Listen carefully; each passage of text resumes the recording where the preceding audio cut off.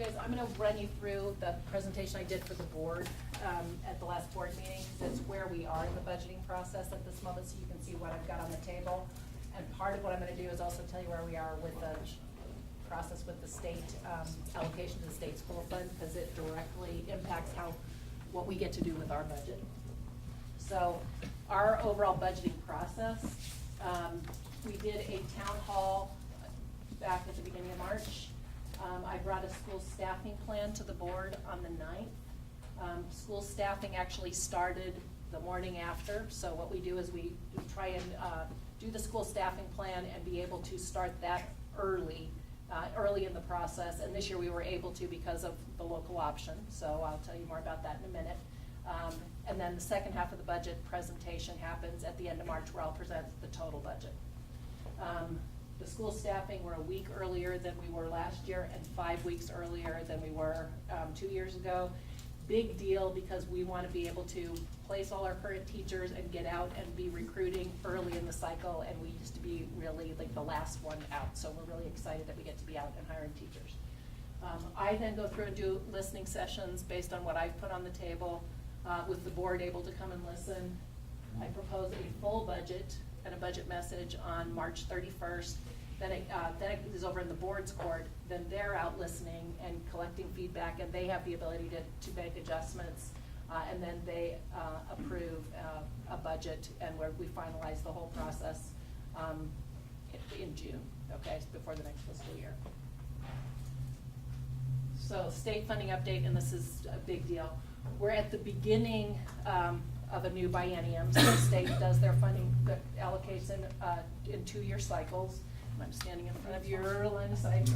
What we do is we're part, there are 197 districts in Portland, and we join together with COSA, so the Confederation of Oregon School Administrators, OEA, so the Oregon Education Association, so all our teachers, the School Boards Association, and a number of education advocacy groups, in order to say, okay, across all of our districts, what is a hold steady, or what holds us at current service levels kind of budget, what would that be? And what we've identified right here is the 7.5 billion number. That is what we would say holds us steady with our current levels of service, by collecting the data of all of the districts. So there's a little bit of ebb and flow. Some need a little more, some need a little less. That's our best number to be able to give the legislators something to work with as they're trying to figure out our number.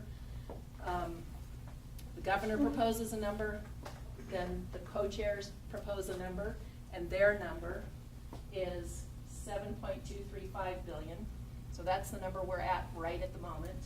We're working to get to the 7.5 billion, and really what we want is the 7.875 billion, which would represent an investment budget. Okay, but this is the year that we need to implement full day K, and the state theoretically is putting the dollars behind that. So we want them to actually put the money behind sustaining current service levels and fully funding full day K.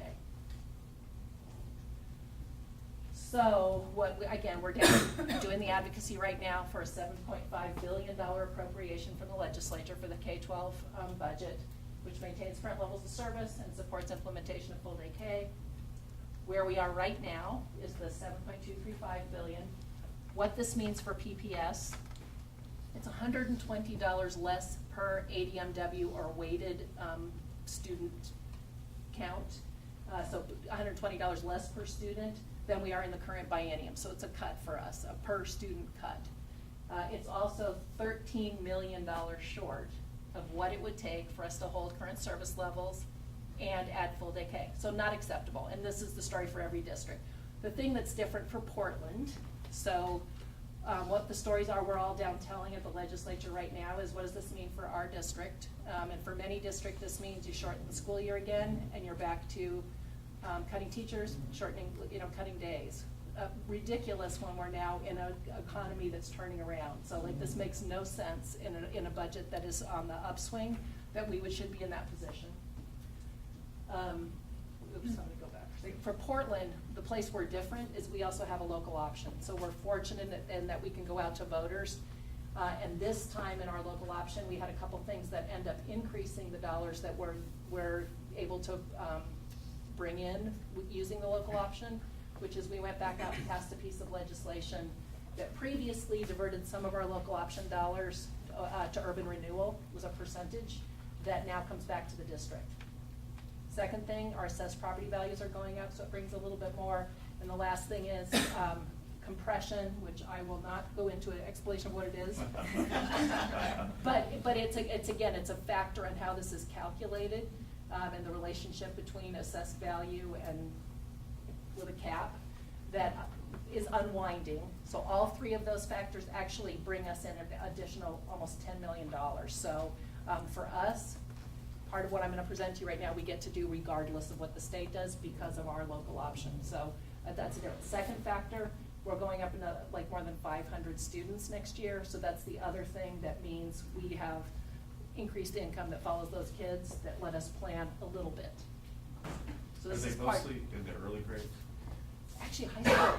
Okay. Yeah, it's not, like we're in a demographic bubble, but we've got more.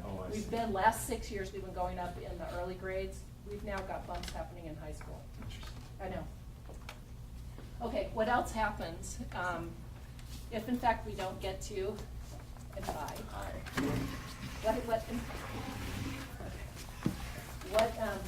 thanks. I'm here for you too. What else happens if we don't actually end up at the 7.5? We have a number of other things that end up being at risk. So we have grants right now that provide wraparound services to kids that expire this year that we won't be able to continue, that are significant in terms of attendance support and tutoring support and wraparound service support. We also have opportunity this year to leverage partnership with Multnomah County to add mental health professionals, that they would pay half, we would pay half, and we'd be able to add 4 mental health professionals. If we don't have the match, we don't get to add it. Similar deal around attendance support. If we don't have the dollars, we don't get to add it. So we just have a number of other things that are part 2 in the budget. And then some of the things that we've been working on building, like CTE, support for emerging and bilingual students, inclusion support for our classrooms, being able to move to a more supported inclusion model. So school security, AVID, which we're looking at adding in our middle grades and our high schools, some of our early learning expansion, training. So the equity programs includes Beyond Diversity for our new teachers, PBIS, positive behavior intervention and support training, and restorative justice, and then technology support. So all these are things that are on the list of things that if in fact we get to continue to build, those are all included in the second budget. So I more just want to make you aware, those things we don't get to talk about unless we get to the 7.5. Okay, so our budget framework includes our vision of equity and excellence, every student, every teacher, and every school succeeding. Bye, Roger. Have fun at Franklin. Thank you for stopping by. We talk about every student by name, so knowing each one of our kids by name and what they need and being able to provide it for them individually, being prepared for college, career, and participation as an active community member, regardless of race or class. We have a strategic framework that is about the whole district, so us as an organization that has guiding values, the components that we think are important that guides how we make resource allocation decisions, and then foundational elements around our infrastructure and a stable operating model. So I'm not going to do all this in great detail. I just want you to see that these are guiding documents that inform how we actually structure a budget. At a individual school level, we've identified the things that we believe are the factors that make a successful school. So the successful school framework is part of what we're looking for, that we want these practices to be present in each one of our schools. That's also a guiding document. And you see on all of these that equity is at the core. We have a milestones framework that looks at the key transitions for a student's journey through PPS. And each one of the transitions, we're looking at what predicts a student's success as they move forward. So like our 10th grade on track to graduate, if you are on track credit-wise as you enter 10th grade, you're 5 times more likely to graduate on time. Critical point that we'll say, okay, how do we make sure every one of our kids is on track at the point that they enter 10th grade? Similar with 3rd grade reading. High predictive factor in terms of on-time graduation. So we have 3 things that we've identified as our priorities over the next 3 years. We want to get to 100% of our third graders reading at grade level by the time they finish third grade, so they are able to take the best advantage possible of all the rest of the opportunities available to them as they move through our system. We want to reduce exclusionary discipline, so, and the disproportionality of exclusionary discipline, so suspensions and expulsions, and increase the amount of time kids are in school and getting instruction, and figure out how we're finding other ways of taking responsibility for behavior than saying, go home. And then finally, accelerate the trajectory of the increase in our 4-year and 5-year graduation and completion rates. So those are our big three, and those are driving what are we spending resource on, okay? So it's just for you to understand what are the things that we're saying when we have scarce resource, what are we prioritizing, and saying these are the things we believe will make a big difference for kids. So our budget assumptions, we started this whole process saying we were gonna use the 7.5 number as our guiding, holding current service levels and being able to add full day K. We do not know that that's gonna be real or not real at this point, so I'm just gonna say that one still is a aspiration. We have the 3 factors that have our local option increase, so that one we actually know we have, and we've got pretty good estimates of what kind of dollars we'll end up getting through that. And we're budgeting, at least at the beginning, for a holding 4.5% in reserve, in contingency. We're the framework, sustaining and building on current levels of service to students, families, and schools. Sustaining and building on the strategies that impact the 3 priorities I just told you about. Strengthening our overall capacity at schools and strengthening our organizational capacity to support schools. So those would be the things that we'll say, hold these as our highest priorities. And then what we get to do first is our school staffing. So we're looking at our district staffing team over the last 2 years, where we've said invest some resources by school type and achievement needs, and not just by the number of kids. So this is really just saying we'll differentiate resources. So if kids need more, we're looking at factors that could say we need more staff here because kids need more. And then provide enough time for the strategies to take effect. Don't shift it up every year and do something different every year. Try and hold steady with investments that we're making and hold schools harmless when we've invested in a strategy so it has time to have an impact.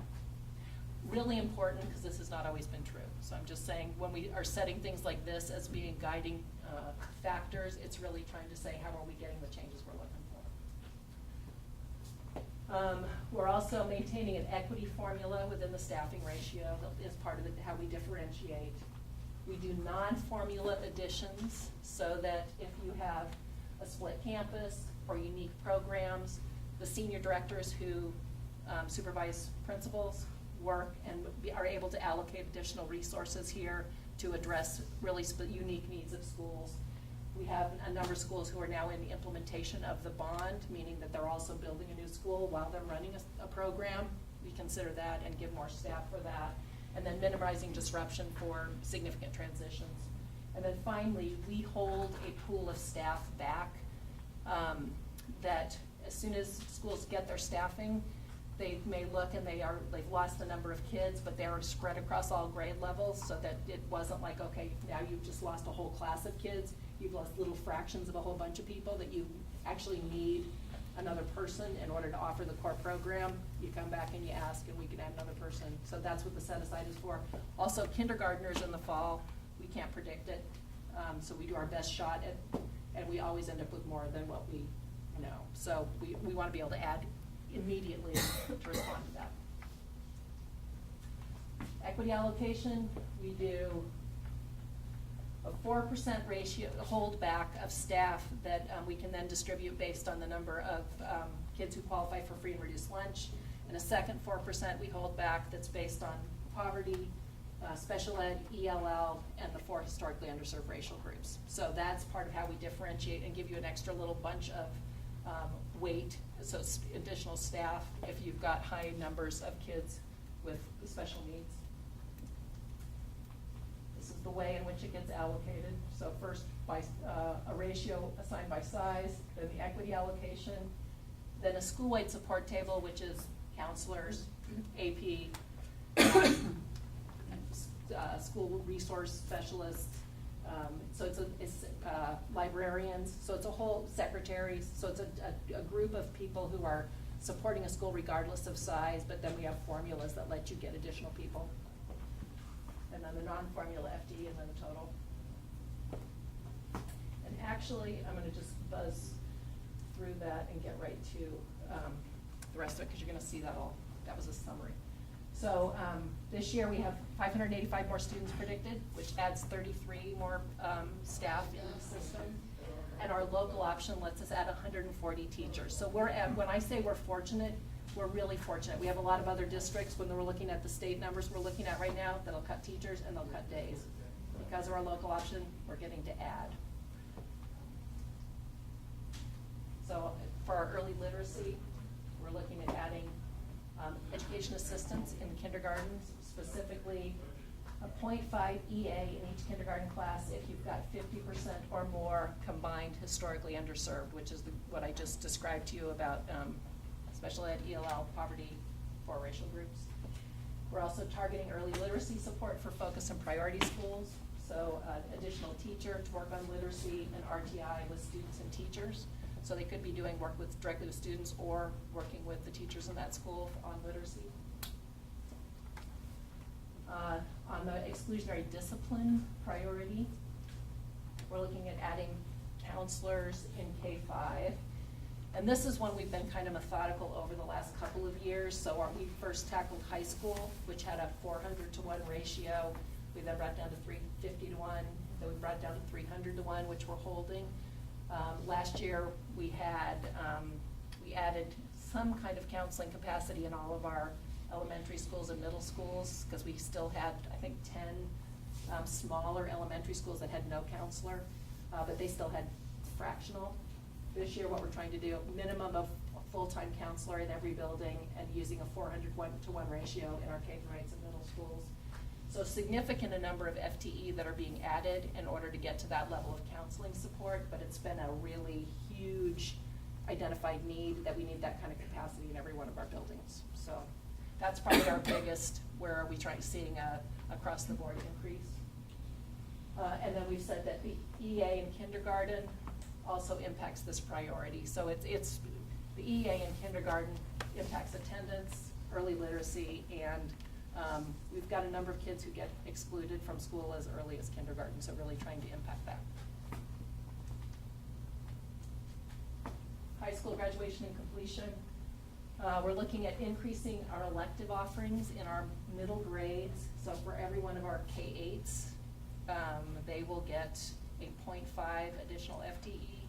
If they don't have art, we're asking them to prioritize art. If they're adding AVID, it becomes their capacity to add AVID. Which is, do people know what AVID is? Yeah, it's a advancement via individual determination, and it's like a national program, but it really does study skills and prepares kids to be, it's like an on-ramp to being able to take advanced coursework, but is a support and study skills kind of stuff, and it is great. I mean, it's a really good program. It's been very successful. We've started in a number of our high schools and then built it back into the feeder, into our feeders. So we're trying to add 3 more high schools this year and a number of more middle schools. Preparedness at high school, we're looking at adding 1.5 FTE across each one of our high schools, which either allows them to add AVID if they're adding AVID, or college and career readiness capacity of their own determination. And then finally, 20 FTE that is just expanding program offerings in our high schools. Athletics, we've been working on building back athletics, which have been decimated during our budget cutting years. And we did a good, significant add last year, adding in, again, coaches, trainers, transportation, and then trying to start programming in the middle grades. This year, we're looking to bring our middle school athletic director to full-time, district-wide athletic director, and then adding our athletic directors at the high school. Right now, they get a 0.5. We're looking to bring them to full-time and having them supervise the athletic activities for the whole cluster. So they'd be located at their high school, but paying attention to the whole cluster. Outdoor school, and this is, every year, like the big thing. But this is our ESD dollars, so this, we have resolution dollars that we have, through Multnomah Education Service District. Right now, we're on a 3-day program. We intend to get ourselves back to the full week program this year. So wanted to just make that visible because it's the thing people come out in droves to talk about every year. Strengthening school capacity that supports all of the priorities. School secretaries, we're trying to get to a minimum of 2 full-time secretaries in all of our buildings. Some still have fractional, so at least 2 full-time that are 40-hour week. And then substitutes for our educational assistants and our para-educators, so 5 of each, that allows us to just respond when we have absences, which we've not had that capacity. So these are significant adds in terms of feeling stability in our schools. And that's it. So that's what I've got on the tables. I mean, this is what I'm gonna say. Part of, I'm gonna now just open it up and let people ask questions or do things that you want me to be considering. And part of it is if we get ourselves to the 7.5, like the staffing is what it is. So like that, and we're lucky that we get to do it. We may be in a position that we get to add other things as part of, if we get to the 7.5, I have no idea if we will or not. And Otto may be able to do predictions better than I can, but that's what we're going for. So the things that you might say to me tonight would be things that I would say I'm thinking of as I get ready for the March 31st portion of the budget. So, okay. So all of what you just stated right now was based on the 7.5 poll? No, it's based on if we end up at the 7.235. Okay. The only reason we get to add this is because we have those local option dollars, right? Okay. 3 things. Okay. Because we have the local option dollars, roughly 10 million. I'm gonna go forward and staff. We have 585 more kids. I'm gonna go ahead and staff for those kids. And I'm gonna take reserves to 4.5. So we'll probably have a little bit, like, again, beginning fund balance. I'll again ask the board to take it to 4.5. So do we know? And so this will go either way. Yeah, do we have a chance of getting the 7.5 or the 7.8? That's what, okay, so what I'm really gonna say is advocate. So like this is where we want our legislators to hear from everybody. Right. Saying it, and we were all down testifying this week, just saying, here's what it means for us. And it's ridiculous for us to It's have crazy less per kid. that we don't have, yeah. Oh my God, Okay. like we're in good, I know, it makes no sense. Okay. Or to say mandate full day K, and then in order to do it, so right now we pay for full day K, we had 98% of the PPS's kids are in full day K. Half of it's paid for by Title I, and we're able to charge tuition to families that want it but are not in Title I schools. We will no longer be able to charge tuition, so we'll leave that, we will provide it, and we'll end up having to literally draw the dollars from other grade levels to keep going with full day K. That's crazy. Yeah. So anyway, Okay. there you go. I had another question about the high school. You're having a whole bunch of new kids coming from, kids in high school. I'm wondering if that 5th-year option is affecting those numbers. Because the kids are staying in and they're taking some college courses, but they're staying as those 5th year, senior years. Is that affecting that number? No, well, it's not for PPS, and I'll tell you the deal on this one. So we're doing a lot of dual credit, and we're working to build our dual credit capacity while kids are in high school. And our middle college in particular, we're really working to maximize how much dual credit they've earned by the time they graduate, because we've then got pathways with higher ed that allow them to get scholarships. Portland, and we'll have students who are still in high school for a 5th year, but they haven't graduated yet. The 5th year option you're talking about is a different deal, which is they've allowed students now in smaller districts to get your diploma and then continue on for another year and have the K-12 budget pay for your first year in community college. We've said if Portland does this, we will tank the state school fund. I mean, we will. We'll have a huge number of kids that fund can't sustain it. So the only reason it works right now is because you only have small districts doing it.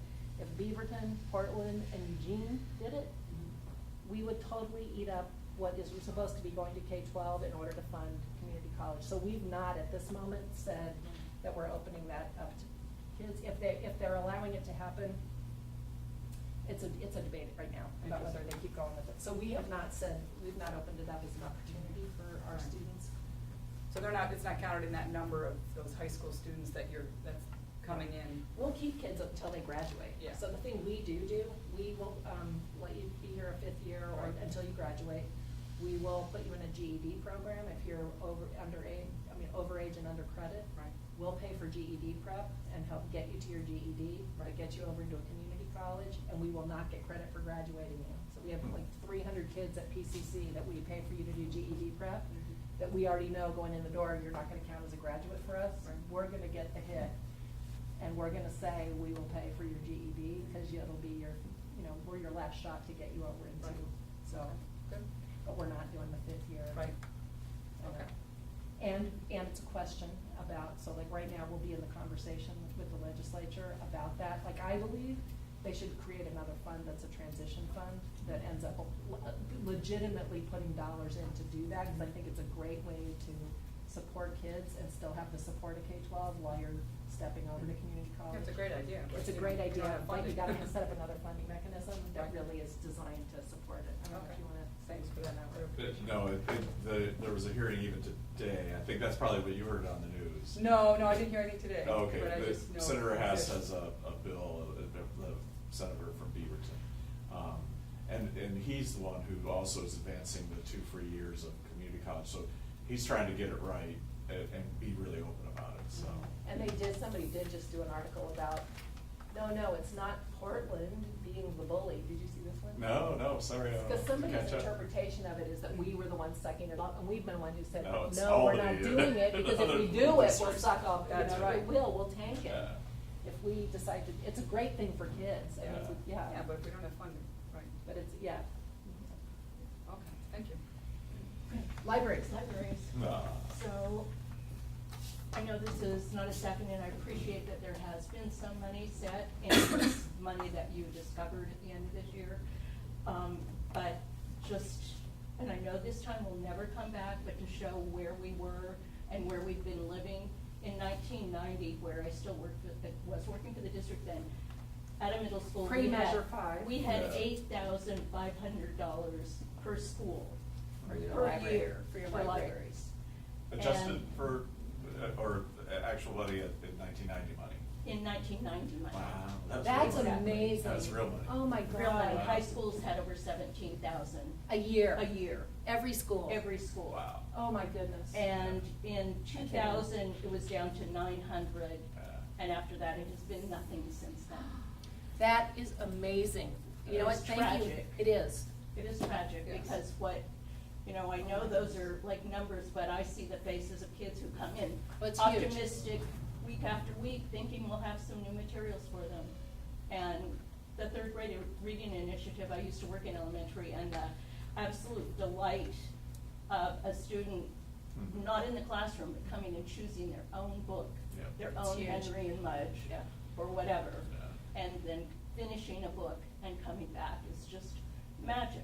I totally It's like appreciate the this first kiss, perspective. Oh, it's my the God. first job, and they come back. So these are from Dave Yoswick. I keep them in a little file on my email. So these are the, budgets that we had.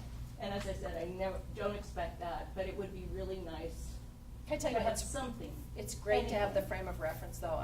We were talking on the way in, I do a quarterly breakfast with Matt Prophet, who was the last superintendent. Oh, At the end of, right before ballot measure 5 went into Yeah. effect, and it's the era we look back on is when we had stuff that we wanted.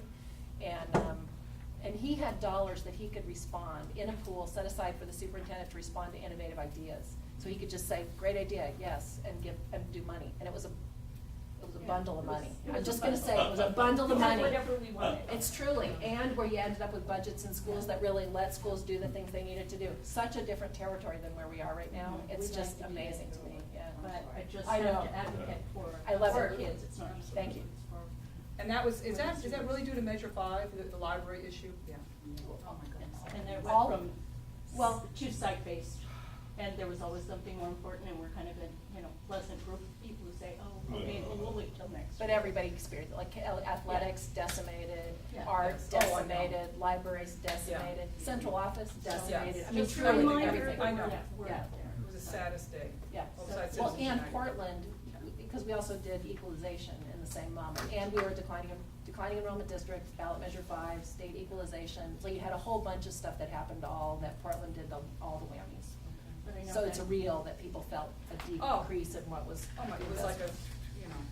So to add to the library thing, get your, Thank you, that was great. your little mental list. And you're giving me this right. Because the library sort of ties into, obviously, my thing, dyslexia, but I actually want to talk about something else, is the VOTEC.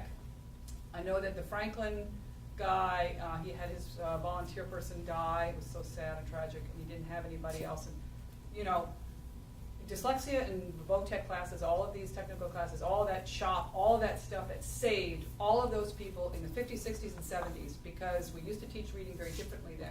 But for those kids that had dyslexia, which we have 9,600, and when I look at the people who didn't graduate, the number's like 10,000 that don't make it, that don't graduate. 9,600 students are dyslexic, mild, moderate, severe, you know, you just pick it. And those are the kids that need to have the VOTEC. So, one, by getting obviously early intervention with accredited, trained people, special ed EAs, you're gonna hire those EAs, I want them trained. So you get with Melissa and Oh, talk about I'm gonna, training. oh, Go get- absolutely, yeah, absolutely, we're gonna but talk about between training. those two, that marriage of the library's carrying truly level books, not the Dick and Jane with the word neighborhood in a second grade book, I'm sorry, EIGH not taught till later. You know, having truly level books, having VOTEC classes back in the schools. I mean, Oregon should be setting the stage for the rest of the country to say not everybody is gonna go to college, and we gotta go back and start building things. So let's put some money into those, I mean, those three. You know, if you look at library, dyslexia, VOTEC, I'm telling you, you would reach that third grade by third grade. You would have 100% graduation rate. So I'll tell you. So I'll go meet with Go Melissa. with Melissa, just Yeah. because I think some of the Okay. training, the opportunity, we're hiring more new teachers right now than we're also in a generational shift. We Right. hired 180 new teachers last year. We have a teacher mentor program that we've got 17 teacher mentors, each of whom have 15 new teachers that they're mentoring. Another great training moment, Yes. opportunity moment. I'm Yes. just gonna say, Yeah, we yeah, just yeah. allocated money for dyslexia training in the one-time budget thing, that's what I was gonna say. Yeah. We just did do I that. know a little bit. And we did some more at the beginning of the year, so we actually are in it, but I Yeah. go follow up with Melissa Oh. about who and how we're targeting the right people to begin taking advantage of the training. And then CTE, last year's budget, for every high school, we gave them an FTE that was specifically at a CTE program in your high school, and $40,000 to do whatever equipment you needed to get it started. If we get, and when I said the CTE momentum, we're trying to keep going where we're building capacity around the district, not just Benson. But Benson is also in its opportunity to re-envision what it is for the go forward, because they're getting to be part of the next bond. So like, there's just some exciting opportunity in here. Wow, okay. And part of when we're looking at 6th, 7th, and 8th graders and how we're building that capacity for them, so outdoor school was part of the how do we get hands-on stuff back in, like full blast for our 6th graders, and hugely powerful for the kids. I mean, we know this is part of all of the culture, is that kids get to do outdoor school, which is why we have such great advocates, because everybody's come through it. We were looking at adding a makerspace kind of opportunity in 7th grade, which is what the ad would be if we get to the 7.5. So you get some kind of hands-on experiential something in 7th grade, and then college and career visits in 8th grade. So that was part of the how do we get something that gets people jazzed as they're heading into high school. My son went to middle school in Oregon City School District. He had 2 years of shop class, 7th and 8th grade. He's in the auditorium right now. He has to wait for the dad to come at 5 o'clock with the tools. He's been here since 8 o'clock this morning. He's been staying after every night for Oh, wow. weeks Saves the to time. build the set for the play production class. 'Cause the shops are locked. The kids don't have access to the tools. With the skills he got in 7th and 8th grade, he's built fences at our house. Neighbors have hired him now to build fences. That's awesome. Set production companies that he's Yeah. volunteered for want to hire him right out of high school, and he's very dyslexic. Yeah. So without that, I don't It know, was you know, these lifeline. numbers correlate To our dyslexia to dyslexia, population. exactly, in the population, It's so 20% incidence of dyslexia, and then you look at these 25% dropout rate, reading literacy, and even the counseling needs. Kids with dyslexia, they either get frustrated, get angry, act out, or my son was clinically depressed in the 4th grade. That's right. You know, and That's right. by addressing dyslexia, we can cover so many of much these ground. issues for kids, Yeah. and there's been nothing. And I've been in 2 school districts now with him, and There's nothing out there. we've had to fight and homeschool and advocate, and it's, yeah. And these are our best, you know, these are the kids who are working from here and here. Yep. This is the spatial, off the charts, everything you look at in this room was invented by a dyslexic, okay? The people who can take those tests, the rote memorization, and spit it out on a test and memorize facts, I'm telling you, those are not the people who are gonna change the world. It's the dyslexics.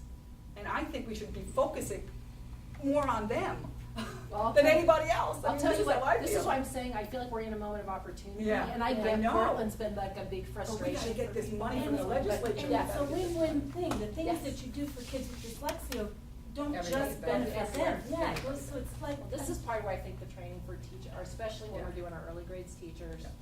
and we've got a moment where we're both budgeted for the training, Yeah. and we've got new Yeah. people coming in, Yeah. and we've got mentoring mechanism.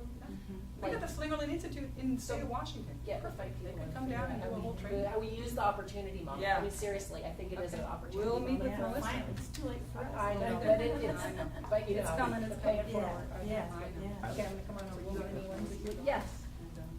So, can you kind of scale back and kind of in a big picture way say anything about how the Portland budget compares with other similar places in other parts of the country? Especially that maybe haven't been challenged by the ballot measures, so like say in Minneapolis, I mean, what would their budget look like and their per student resource? And how might they be different from us?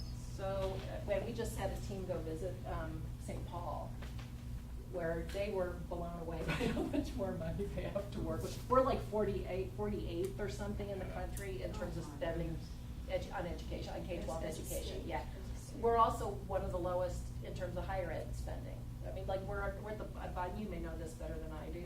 I don't know what the current one, but we're, yes. We're at the bottom. Tier, yeah. Well, any way you cut it, like class size, we got the highest class sizes, the lowest, you know, spending per kid, the lowest spending per ratio, you know, in terms of the percentage of the state budget, we're at the bottom. The visit to Minneapolis or St. Paul, where we're actually comparably sized districts, and where a bunch of the work we're doing is really similar.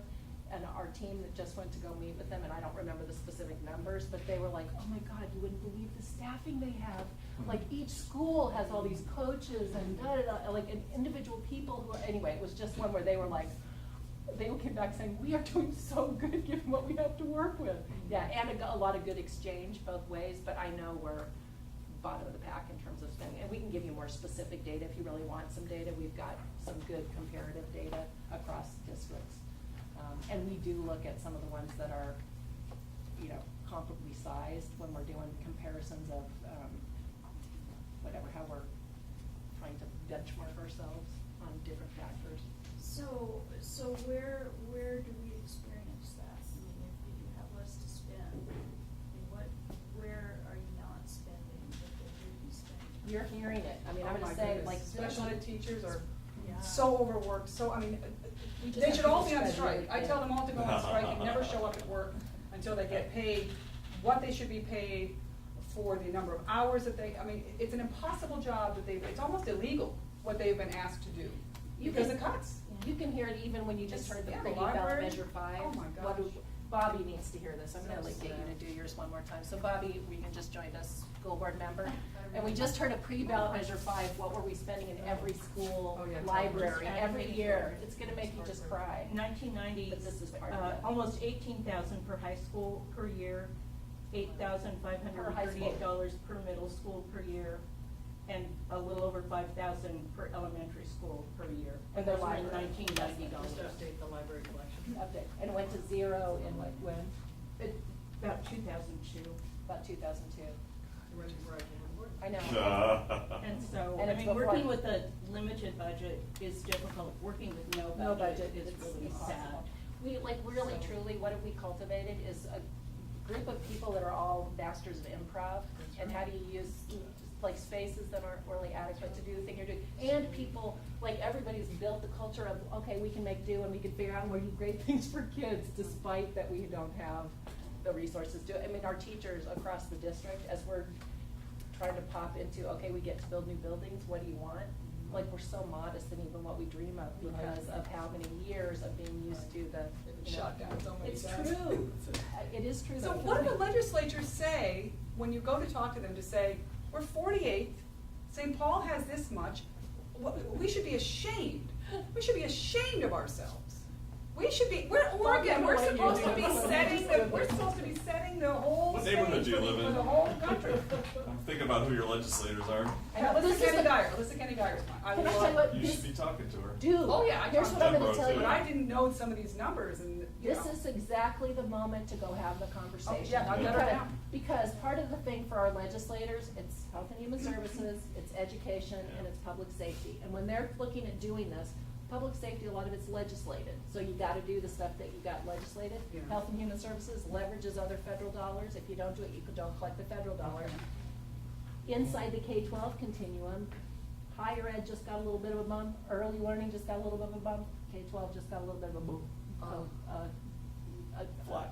A chunk out of it in order to do, so truly, but if you look at the pie each year, we just kinda keep being the one that gets squeezed Oh, my goodness. because of the dynamic, and recession, health and human services, huge, like really in front of your face, kind of needs for families, and, so like it's a high right Well, now. you know the what way it else? is. Yes, Yeah, go. we were meeting yesterday with Gwen Sullivan Yeah. also, and Carol and I, and we met with, the speaker. The one thing that I figured out afterwards, Carol. Yeah. We were talking about the fact that the K-12 budget used to be 45% of the state budget, now it's about 38, 39, something like that. And she said, no, you still have 45% of the budget. Like What she overall was talking education. about Yeah. was overall, you know, Yeah, pre-K, but- K-12, and higher ed. That used to be like 51%. Right. But we didn't catch that. We did, that's when she told us to be quiet.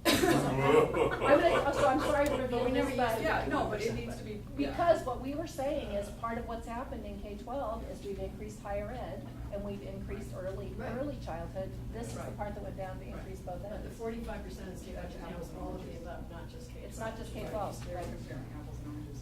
So as you think about the rest of the budget, you think about libraries, you look at the buildings are 67 and a half year of age. So as we cut all the other stuff, we put less than $2 to $3 million to repair 100 and some plus buildings every year. Just on repairs and maintenance. And if you think about your house and what you have to repair, try to manage that with just over a little And- couple $1 million to do all the buildings. And there's So- no chance to reverse measure 5 at all, ever. I mean, will we ever get that hope? I can't answer that one. You gotta go to the but I don't think voters, it it's is. constitutional. Well, maybe we should have a ballot measure that says anybody who puts a ballot measure up and then gets thrown in jail afterward, the ballot measure is null and void. Well, here's the other part though, I'm gonna say, so, and I don't know where you guys will do this. Don McIntyre actually. Oh, it was McIntyre, that's right, it wasn't. The now departed Don McIntyre. Yes, okay. At this point, like, we've had a quality education commission established to say, here's what it would cost us to actually do. Yes.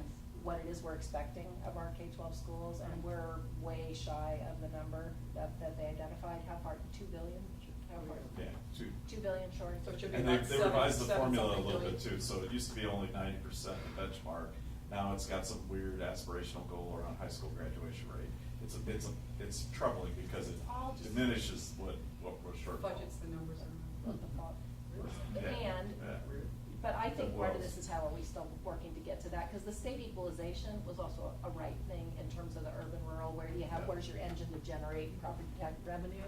And how do you have every kid in Oregon be able to benefit? So Portland's tax base subsidizes the rest of the state, which we didn't previously. We benefited from all our own revenue, which is part of how we were Yeah, yeah. able to do what we were able But to do. that's fair. Yeah, that's what I mean, so that I Yeah. wouldn't undo. Right, that kind of stuff. But is we've got what we should to be doing. investing in a way that we're not investing. It's totally the future of the state. Well, This I- is I part of want the to fun We thing. shouldn't have a kicker that's kicking this year. And we shouldn't have a kicker that's kicking. Oh, my goodness. We're ready to send money I know. back It to is people. definitely kicking, but it's. So we all need to call our legislators and Yeah. start Carol, pushing for I that had- 5.8. I'm sorry. Yeah. I had two thank yous for you.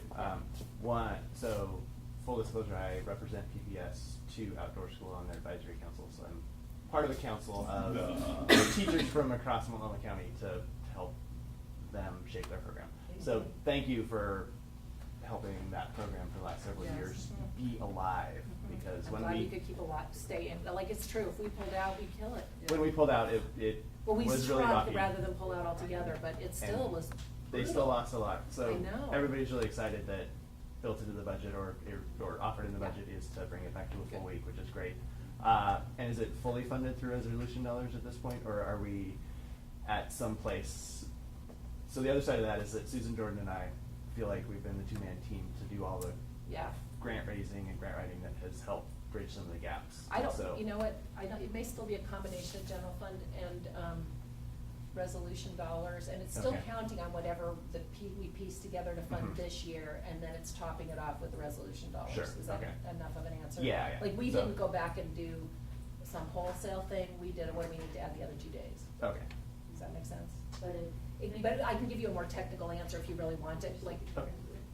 It's These just, are I gen- know that when we've always thought about it, it was quite a jump to get back up to a I full know. week, and there's only so many So many $40,000 grants that we're gonna We get to didn't- bridge that gap. We knew so. that, no, we're not counting on other grants to get us to the 2 days, but we Mhm. didn't undo whatever we did this year to Okay. get us to the 3 days. How's that? Excellent. That sounds good. Okay. That sounds very good. And then my other But thought when really Susan quickly writes was. the grants, we hopefully will still write the grants. Yes. So we can Say, don't give up still effort.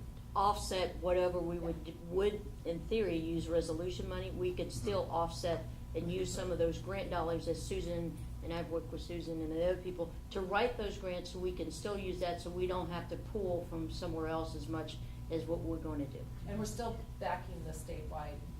Excellent, yeah. So that'll be great to do the outdoor school for all. Yeah, and definitely we'll continue writing grants. It's just always that wonder part of like, oh wow, are we gonna make it? And who else do we have to run to ask? And Yeah. are they really Total interested in natural. funding us? And Yeah. some of our community partners have always been putting that back on us, saying, we're great, we're gonna help you out. Is there a solution that's going to happen, or is your solution to just come back to us every year? And so that's a Well, they little need to be calling fatiguing their for them legislators, too. too. So, well, and there's a bigger legislative effort going on called the Outdoor School for All across the state. So Which there's would be also great. an arm moving that way. Thank you for all the work you've done to keep it alive. Oh, my All goodness, these yes. years, like Thank truly, you. thank you. It's been a big deal, and we knew we didn't wanna lose it. It's like so many people. Yeah, it came is up very through important. outdoor school. Yeah. My other big love is, so I'm also a middle year, or I was a middle year's AVID teacher. Uh-huh. So Oh, it's good. awesome that we're going to expand AVID into all the high schools, and we're going to bring it down into the middle schools. Is there a thought in place about how we build a capacity, particularly for the tutorial leaders and all? There's a lot of ancillary people that have to come together to make that program work well. And is there going to be a real push to find these tutorial leaders that go into these schools twice a week to help that program be a viable program in the schools? So again, in true PPS fashion, we have Miller who's helping us fund the middle school, and some components, and we did not do this as where everybody's doing it, we did it with, so the high schools, we only have 3 high schools coming on and 3 that said, we had 3 that were already doing it, 3 that were coming on this year, and 3 that said, come back to us next year. But it's like Franklin, too hard for us to be moving and trying to add this program. Jefferson, how do we fit it with the middle college? And Wilson said, we just tried it, it died during the budget cut, give us a moment, and then we wanna be in the next wave. So we said, fine. And middle school, same thing, I think we have 4 middle schools coming on. And Nike is helping us, and Nike School Innovation Fund and Miller. And then we're doing, what does it cost us for subs? How do we build all the ancillary supports? The 2 funders are helping us build the library. So we're kind of piecing together how we're making it happen. Okay.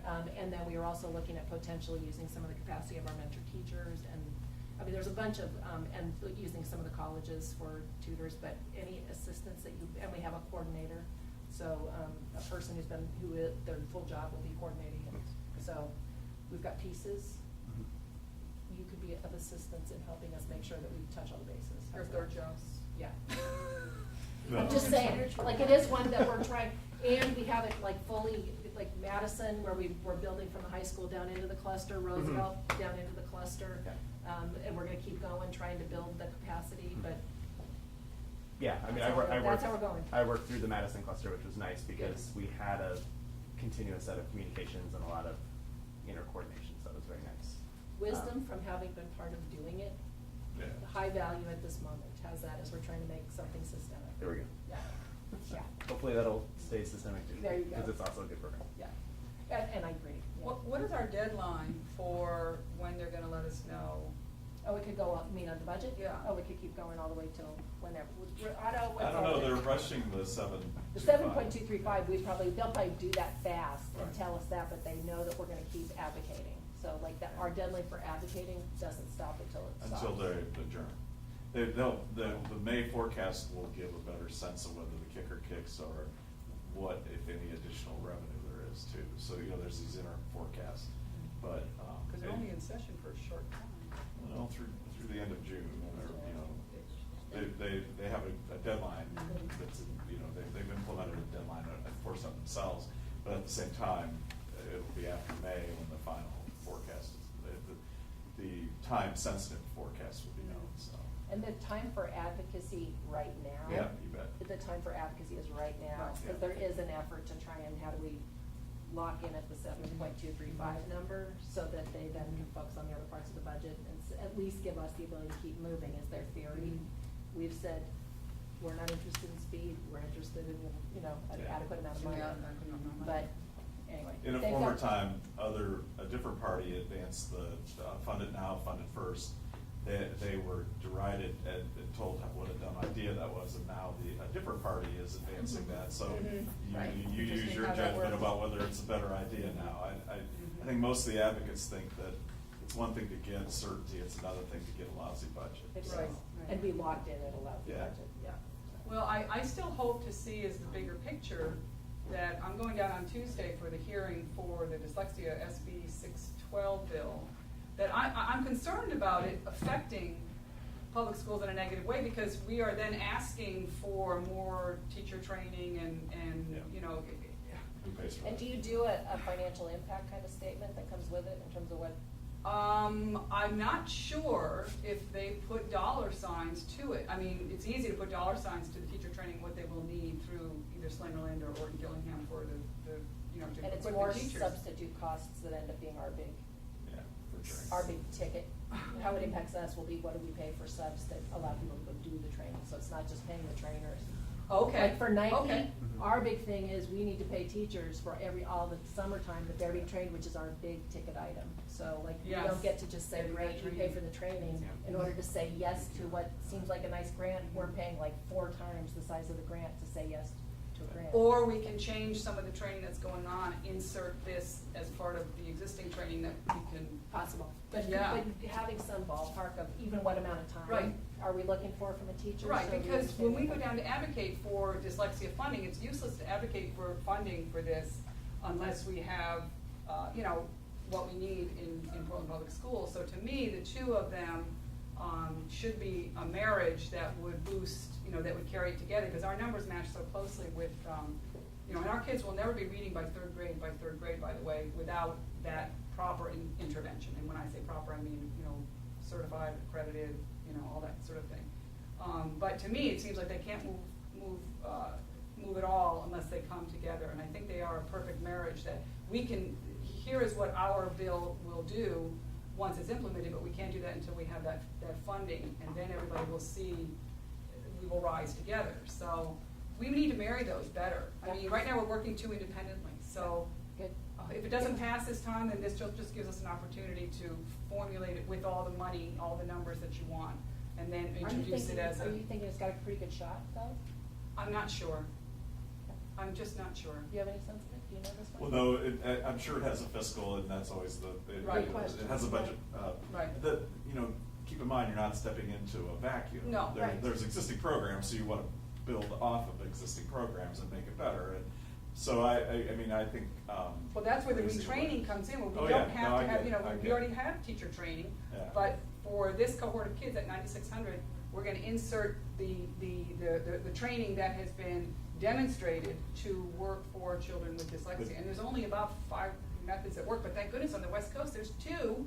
We've got them right here, one in Portland and one up in Washington. So Yeah. it's all here. We just have to weave it together and make people believe that this will impact that, which will then. It's yeah. better to be arguing for any kind of improvement in programming in a budget ascending time than you know, until Than this very one. recently, it was Okay. always going down, Yeah, so. all right, we knew we Yeah. didn't have a chance, Yeah. but we were so excited because $630,000 was written in Pamplin, one of the newspapers, was gonna go to diversity.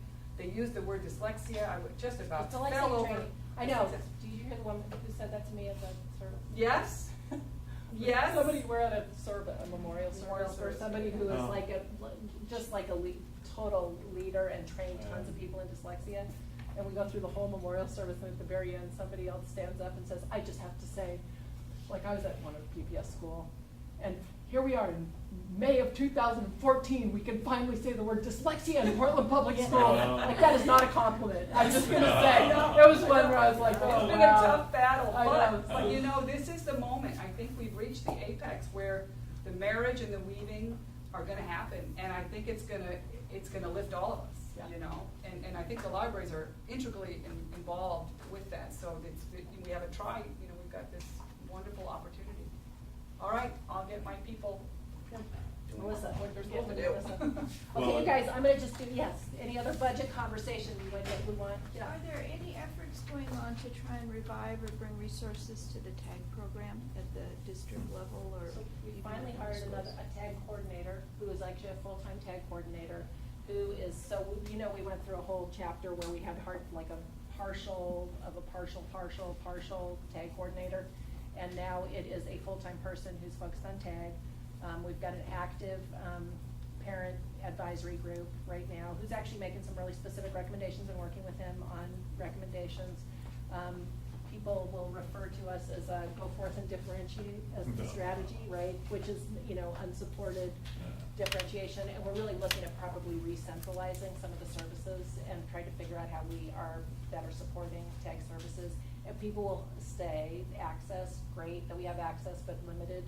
You know, like we've got waiting lists of kids who want into access, and it's the one place tag kids are getting real services in the district. But yes, are we doing a focused look? Yeah, and really the advisory group, I think, has been pretty active in trying to give us actionable things that make a difference.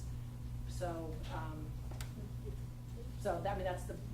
that's, and again, Melissa, like if we want Melissa deeper Goff. dialogue on that, Melissa Goff is our Director of Teaching and Learning, who, you know, or if you're interested in being part of the TAG advisory group, it's been a really active and, I think, useful group for helping us figure out how we're moving forward and trying to get something that feels different to kids and to teachers, that they get support they need, so. But the full-time person, I'm gonna tell you, is a really big deal. It's a huge deal. We added a tag coordinator, and we added an arts TOSA this last year. And the arts, oh my God, the arts TOSA has made such a difference in terms of like really having just an energy around arts programming, as we're getting to add the arts teachers in the, from the arts tax, so. Yes. Anyway, the central person who is leading makes a difference, matters, it makes a difference. Maybe we could do a library tax and a dyslexia tax. I know. We'll just piecemeal it all together like. No. Arts did it, come on. Okay, you guys, thank you so much for showing up to do this conversation, totally appreciate it.